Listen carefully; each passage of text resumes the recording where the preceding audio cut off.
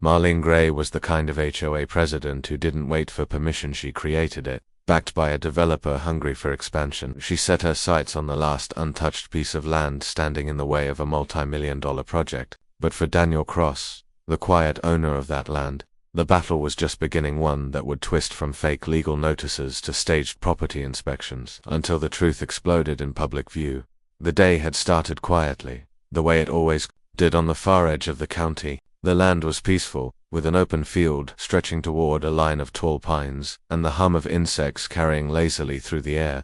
A small cabin sat near the center of the property, its wooden frame weathered but strong, surrounded by a modest garden and a few scattered tools. It was the kind of place where nothing unexpected ever happened. That was why the sudden arrival of the black SUV felt like a ripple through still water. The vehicle didn't just pass by it, slowed at the edge of the gravel driveway, then rolled forward without hesitation, as if the people inside already knew they belonged there. The tires crunched over the loose stones, and when it stopped, the sound of doors opening and closing echoed unnaturally loud in the quiet air. 4 people stepped out. They moved with the brisk, purposeful manner of people on a schedule. Each carried something: a clipboard, a camera, a measuring tape.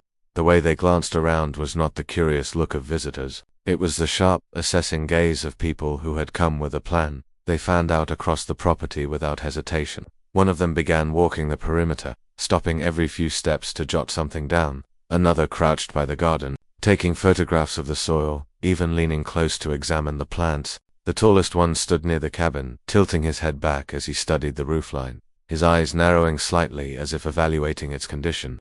None of them seemed to notice or care that this wasn't public land. They moved with an air of assumption, as though they had every right to be there. Near the edge of the driveway, just beyond the fence post, lay a large sign.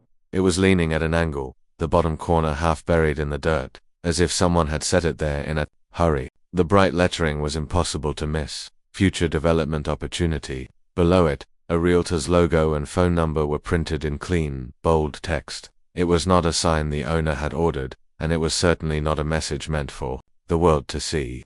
Its presence alone was strange, but paired with the strangers wandering the land, it took on an even more unsettling weight. The group didn't linger in one place for long. They moved from spot to spot, occasionally pointing at features on the property: the tree line, the water well, the gravel road, as if these were points of interest on a tour. At one point, one of them took a long stride over the low fence and paced along the property line, unspooling a thin orange tape to mark something on the ground. The thin strip of color fluttered in the breeze like a small flag claiming territory. Was the casualness of it all that made the moment so unnerving. They weren't sneaking or hiding their presence. They acted as though the land was already theirs, as though the cabin and the garden and the soil underfoot had already been signed over.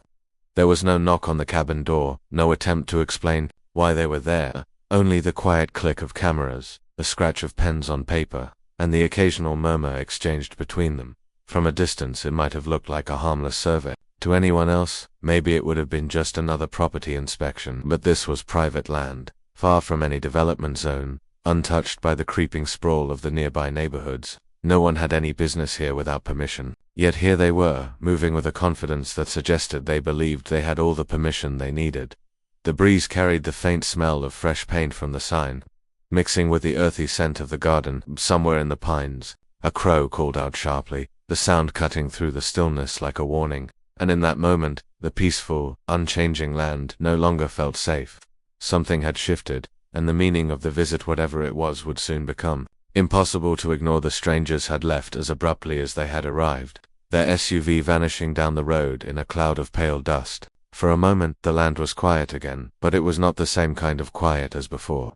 The stillness now felt heavy, as though the air itself was holding its breath. The sign near the fence still leaned against the post, its bold letters cutting into the scenery like an intruder that refused to leave. There was no question that it hadn't been there earlier in the week, and its fresh paint was proof that whoever placed it had done so recently and deliberately. A few calls to local contacts made the picture clearer. The people with clipboards and cameras had not been curious tourists or random wanderers. They were a team working with a local realtor, and the visit had been arranged days in advance.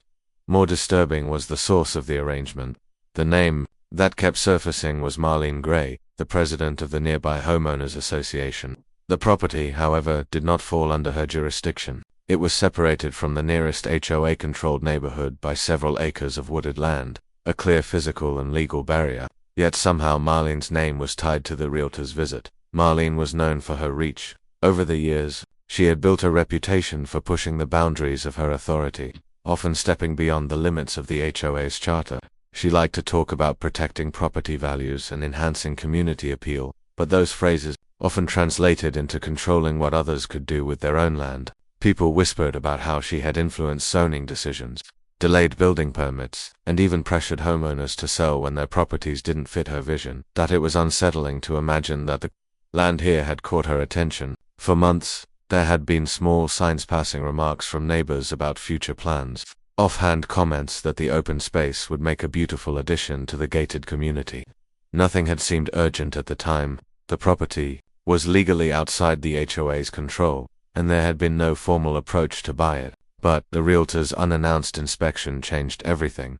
When the realtor's office was contacted, their response was oddly confident. They claimed they had been told the land was available for sale and that preliminary negotiations were already underway. They spoke as if the owner's consent was a formality, something that would naturally fall into place. The idea was absurd. No one had agreed to sell, and no such negotiations had ever happened. Yet the conviction in their tone suggested they were operating on information from someone they trusted. The realization began to sink in. This was not a mistake. It was a calculated move. If potential buyers believed the land was already being offered, it could create pressure to make the sale real. And if that pressure came from the right sources, real estate professionals, developers, even the HOA itself, it could become overwhelming. The troubling part was how easily the boundaries had been crossed. An HOA president with no official claim to the property had managed to insert herself into the process as though she held authority. The visit by the realtor's team was not just a show of interest, it was a signal, both to the owner and to anyone watching, that control over the land might soon change hands. The sign by the fence still stood in silent defiance, its presence a reminder that the first move had already been made. It no longer mattered that the land was private and outside HOA reach. Someone had decided that those facts could be bent or ignored. In the distance, the faint hum of traffic from the highway felt strangely closer, as if the outside world was inching its way toward the quiet property. What had once been just open land now felt like a target, and the people aiming for it were not likely to back down easily.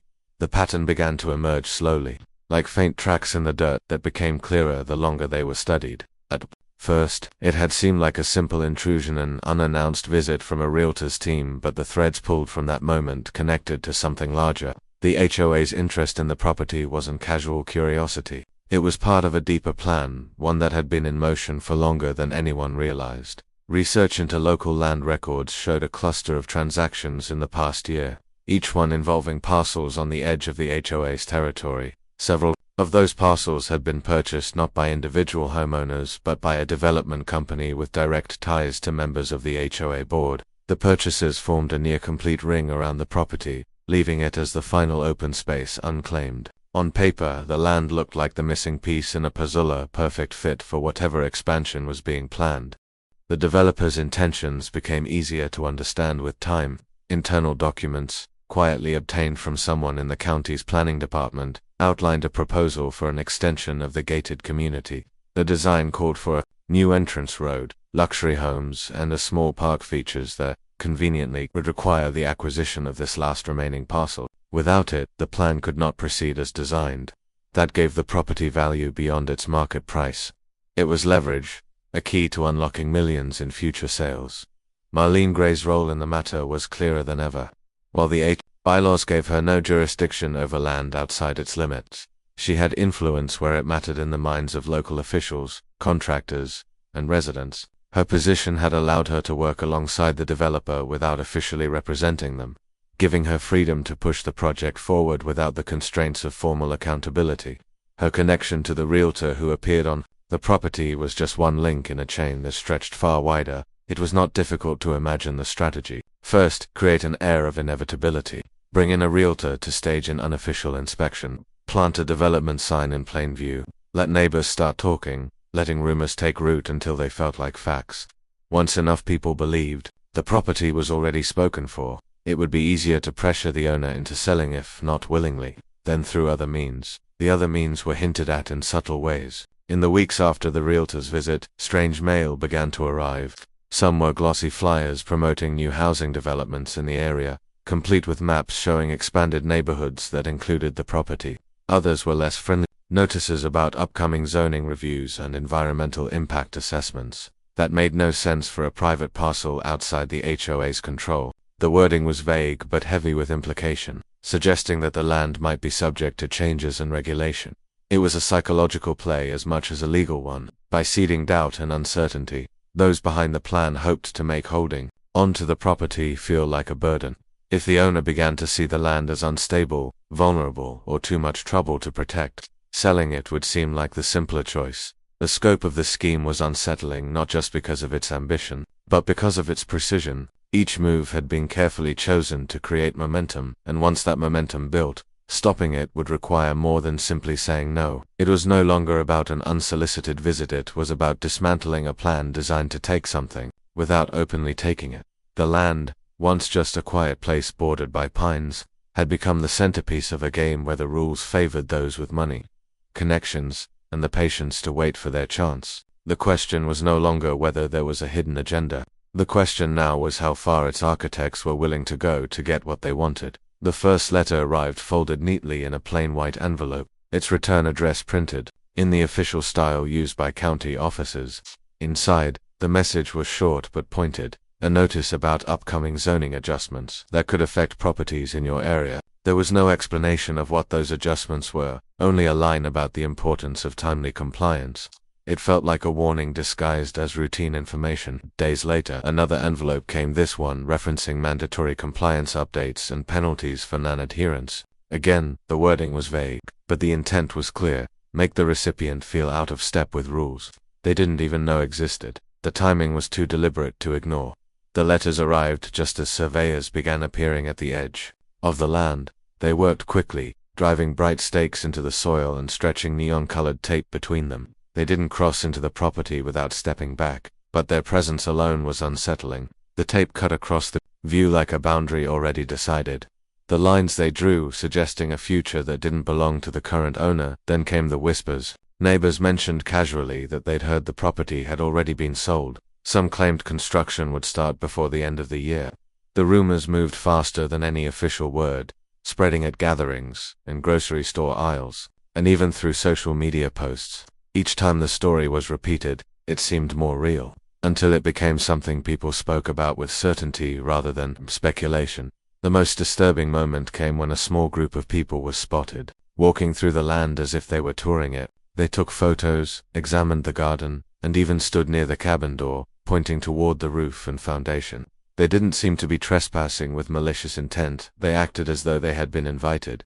When confronted, they explained that they were just getting a feel for the place, and that a local agent had told them it was available. They left politely but without apology, as though the misunderstanding was minor. It was clear now that the strategy was about more than applying legal pressure. It was psychological warfare, designed to make holding on to the property feel exhausting, uncertain, and ultimately pointless. Each letter, each rumor, and each unannounced visit chipped away at the sense of safety that once surrounded the land.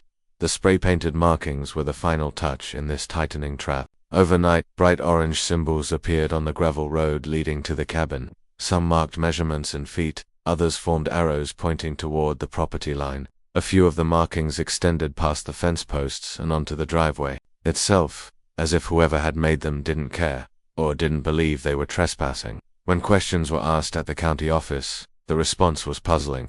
No record of any survey or marking request existed. Whoever had done it had worked without official approval. The isolation grew heavier with each passing day. Conversations with neighbors became stilted, their eyes shifting away, as if they feared getting involved. Some avoided contact entirely, a quiet withdrawal that made the property feel more cut off than ever.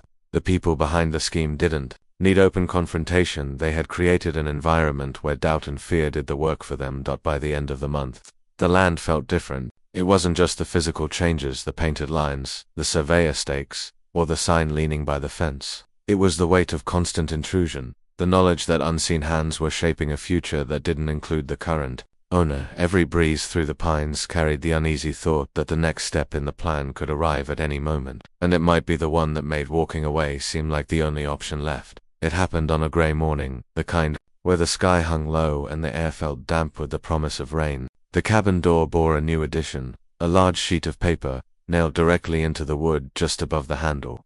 The bold black letters screamed a single word, condemned, followed by smaller text declaring the property unsafe for habitation. The notice looked official at first glance, complete with a seal in the corner and the kind of bureaucratic language that could intimidate anyone into immediate compliance. But the more it was studied, the more its flaws showed. The seal was slightly blurred, the formatting off in subtle ways. A quick call to the county confirmed the truth. No such notice had ever been issued. It wasn't just a scare tactic, it was the clearest sign yet that the people behind this wanted the land empty. The idea was simple: make it appear as though the property was legally uninhabitable, forcing the owner to leave while opening the door for someone else to take over without resistance. Instead of packing up, the decision was made to fight back. Every letter, every flyer, every rumor, every photograph of surveyors or strangers walking the land had been saved. The markings on the road and the stakes in the soil had been documented. Even the whispers from neighbors hesitant but telling had been noted down. It all painted a picture that was impossible to ignore. This was not an isolated misunderstanding. It was a calculated campaign to push someone off their own land. The evidence was taken to a local reporter known for digging into stories that most preferred to keep quiet. At first, the journalist seemed skeptical. It was easy to imagine how the tale might sound to an outsider: petty neighborhood politics, blown out of proportion. But once the stack of documents and photographs was laid out, the skepticism faded. Here was a chain of actions too coordinated to be coincidence, too persistent to be explained away as simple miscommunication. When the story broke, it spread quickly. The headline was blunt, calling out the HOA president by name and detailing the developer's plans. The article featured images of the unauthorized sign, the mysterious survey markings, and the fake condemnation notice. It even included quotes from county officials confirming that no legitimate orders or inspections had been issued for the property. Public reaction was immediate. Neighbors who had avoided involvement began speaking up, some admitting they had been pressured to support the development project or remain silent about what they knew. Others revealed that they had been told misleading stories about the property being abandoned or already sold. The carefully constructed illusion began to unravel in the face of direct exposure. The developer moved quickly to distance themselves from the scandal, claiming they had been misled by the HOA president. The Realtor's office issued a statement denying any knowledge of the fake notices or unauthorized inspections. Marlene Gray, once untouchable in her position, found herself facing legal scrutiny not just for her role in targeting the land, but for the broader pattern of overreach and manipulation her tenure had fostered. In the weeks that followed, the surveyor stakes were quietly removed, the spray-painted markings faded under rain, and the rumors about the property's sale stopped altogether. The sign by the fence disappeared as mysteriously as it had arrived, leaving only a patch of flattened grass where it had stood. The land itself remained the same, fields stretching to the tree line, the cabin solid and still, but the air around it felt changed. The quiet had returned, though it carried a different weight now. It was no longer the complacent stillness of a place left alone, but the guarded calm of a space that had been tested and held its ground. The ordeal had shown just how far some would go to take what wasn't theirs, and how close they had come to succeeding. That it was a victory, but not one without scars. The memory of strangers walking the property uninvited, of false notices nailed to the door, of neighbors turning away rather than speaking, a pall of it lingered. Yet the land remained untaken, a silent witness to a battle fought not with walls or weapons, but with persistence, exposure, and the refusal to be quietly erased.